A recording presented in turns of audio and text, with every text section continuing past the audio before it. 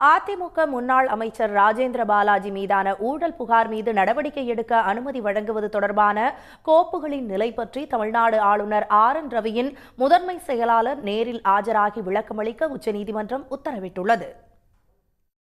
கடந்த 2016 முதல் 2021 ஆண்டு வரை நடந்த அதிமுக ஆட்சிக் காலத்தில் பால்வளத்துறை அமைச்சராக இருந்த திரு ராஜேந்திர பாலாஜி ஆவி நிறுவனம் உள்ளிட்ட பல்வேறு நிறுவனங்களில் வேலை வாங்கி தருவதாக கூறி ரவீந்திரன் என்பவர் உள்ளிட்ட 33 பேரிடம் 3 கோடி ரூபாய் மோசடி செய்ததாக புகார்கள் எழுந்தன. இதுகுறித்து விருதுநகர் மாவட்ட குற்றப்பிரிவு போலீசாரிடம் பாதிக்கப்பட்ட ரவீந்திரன் புகார் அளித்தார்.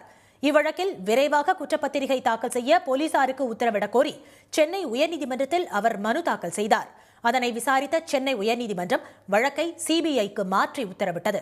அதை எதிர்த்து திரு ராஜேந்திர பாலாஜி உச்சநீதிமன்றத்தில் தாக்கல் செய்த மேல்முறையீட்டு மனு மீது நீதிபதிகள் திரு பங்கஜ் மித்தல், திரு SVN பாட்டி அமர்வு விசாரணை நடத்தி வருகிறது. இவ்வழக்கு இன்று மீண்டும் விசாரணைக்கு வந்தது. அப்போது திரு ராஜேந்திர பாலாஜி மீதான புகார் மீது நடவடிக்கை எடுக்க அனுமதி கோரிய கோப்புகளுக்கு ஆளுநர் திரு ரவி ஒப்புதல் அளித்து விட்டாரா என்று நீதிபதிகள் கேள்வி எழுப்பினர். இது தொடர்பாக கடந்த விசாரணையில் தாங்கள் கேள்வி எழுப்பியதை அவர்கள் நினைவூட்டினர்.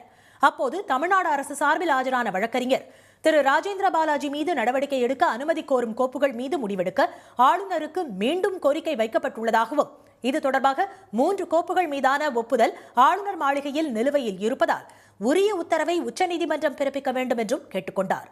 இதையடுத்து திரு ராஜேந்திர பாலாஜி மீது நடவடிக்கை எடுக்க அனுமதி கோரிய தமிழக அரசின் மனுவின் தற்போதைய நிலை என்ன என்பது குறித்த பிரமாண பத்திரத்தை ஆளுநரின் முதன்மை செயலாளர் தாக்கல் செய்ய உத்தரவிட்ட நீதிபதிகள் அவர் நீதிமன்றத்தில் நேரில் ஆஜராக உத்தரவிட்டு வழக்கை வரும் 17ஆம் தேதிக்கு ஒத்திவைத்தனர். உடனுக்குடன் செய்திகளை தெரிந்து கொள்ள சன் நியூஸ் பெல் ஐகானை கிளிக் பண்ணுங்க.